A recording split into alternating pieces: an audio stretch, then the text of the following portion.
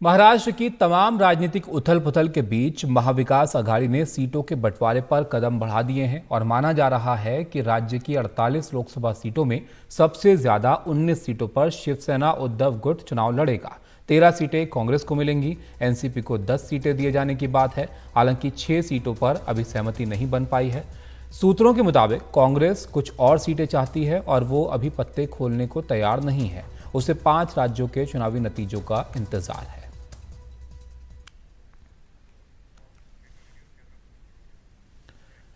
रौनक हमारे सहयोगी हमारे साथ जुड़ गए हैं। रौनक, लोकसभा की तैयारियां भी अब हैं तमाम पार्टियों के जहन में, और ऐसे में इंडिया गठबंधन में भले ही कुछ तय ना हो पा रहा हो, लेकिन महाविकास अघाड़ी महाराष्ट्र में लगता है इनका तालमेल काफ़ी अच्छा है, क्योंकि जो कुछ वहां पर हुआ बीते कुछ दिनों में, शिवसेना आप कह लीजिए, एनसीपी कह लीजिए, उसके बाद भी यहाँ पर शिवसेना को सबसे ज़्यादा सीटें मिलती हुई दिख रही हैं। जी देखिए, निश्चित तौर पर देखिए, जो इंडिया गठबंधन की मुंबई में बैठक हुई थी, जिसे आखिरी इंडिया गठबंधन की बैठक कहा जा सकता है, उस बैठक में ही ये तय किया गया था कि जिन राज्यों में इंडिया गठबंधन की पार्टियां शामिल है, ऐसे अपने अपने राज्यों में वहां पर एक कोऑर्डिनेशन कमेटी बनाई जाए और जिसके जरिए सीटों का बंटवारा जल्द से जल्द किया जाना चाहिए। और आपको बता दें कि पिछले हफ्ते ही उद्धव ठाकरे और शरद पवार के बीच में एक लंबी मुलाकात हुई थी। कांग्रेस के भी नेताओं से फोन पर निश्चित तौर पर संपर्क किया गया है और फिलहाल जो जानकारी सामने निकल कर आ रही है उसके मुताबिक जो मोटे तौर पर फिलहाल महाराष्ट्र के 48 लोकसभा सीटों का बंटवारा देखने को मिल रहा है, उसमें सबसे ज्यादा सीटें फिलहाल शिवसेना यूबीटी के पाले में जाती हुई दिखाई दे रही है। लगभग 19 सीटें यहां पर शिवसेना यूबीटी फैक्शन को मिल सकती है। दूसरे नंबर की अगर बात की जाए तो कांग्रेस दूसरे नंबर पर 13 सीटें उन्हें मिलती हुई दिख रही है और तीसरे नंबर पर शरद पवार की एनसीपी है। हालांकि 6 ऐसी सीटें फिलहाल है जिनको लेकर अब भी सहमति नहीं बन पाई है। कई दल जो है उस सीटों पर अपना अपना दावा कर रहे हैं, लेकिन फिलहाल कांग्रेस के जो महाराष्ट्र के नेता है वो अपने पत्ते इसलिए खोलने के लिए तैयार नहीं है क्योंकि उनको ऐसा लगता है कि 5 राज्यों में जो विधानसभा के चुनाव चल रहे हैं वहां पर अगर कांग्रेस को अच्छी खासी कामयाबी मिलती है तो उनकी बार्गेनिंग पावर राज्य में भी बढ़ सकती है। और यही वजह है कि जो ऑफिशियल इस बारे में जो घोषणा है वो 5 राज्यों के चुनाव के नतीजे आने के बाद केंद्रीय स्तर पर भी कांग्रेस का जो हाईकमांड है उनसे भी बात करने के बाद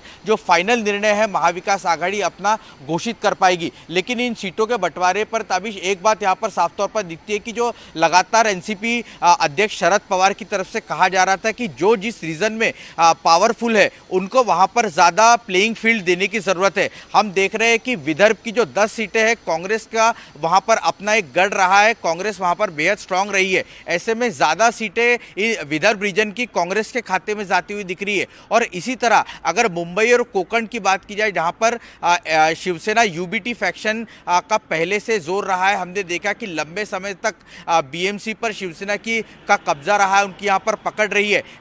ऐसे में मुंबई की जो 6 लोकसभा की सीटें हैं उसमें से 4 लोकसभा की सीट शिवसेना यूबीटी के पास जाती हुई दिख रही है, केवल 2 सीटें कांग्रेस को मिलती हुई दिख रही है। तो ये जो कॉम्बिनेशन है ये विनिंग कॉम्बिनेशन रखना चाहते हैं, जो जहां पर स्ट्रांग है उसको वहां पर ज्यादा ताकत दी जाए, ये कहीं ना कहीं इसके बीच में एक फॉर्मूला बनता हुआ दिख रहा है। इतना ही नहीं तो मैं 2 ऐसी सीटों का भी यहां पर जिक्र करना चाहता हूं जिसको लेकर ये जो महाविकास आघाड़ी है वो फूक फूक कर कदम रखी। एक है विदर्भ की अकोला सीट, जो कि बातचीत चल रही है प्रकाश अंबेडकर की पार्टी वंचित बहुजन आघाड़ी से। अगर बातचीत बन जाती है तो अकोला की सीट प्रकाश अंबेडकर के लिए महाविकास आघाड़ी छोड़ने के लिए तैयार है। इसी तरह से पश्चिम महाराष्ट्र में हातकलंगे लोकसभा सीट है, जो कि इसके पहले वहां से राजू शेट्टी स्वाभिमानी शेतकरी संगठन के अध्यक्ष है, उनके लिए महाविकास आघाड़ी छोड़ सकती है। तो कई अलग अलग सीटों पर यहां पर बातचीत होती हुई दिख रही है। और मुख्य तौर पर मैं आपको बता दूं कि ये पार्टियां चाहती है कि जल्द से जल्द अगर बंटवारा हो तो प्रचार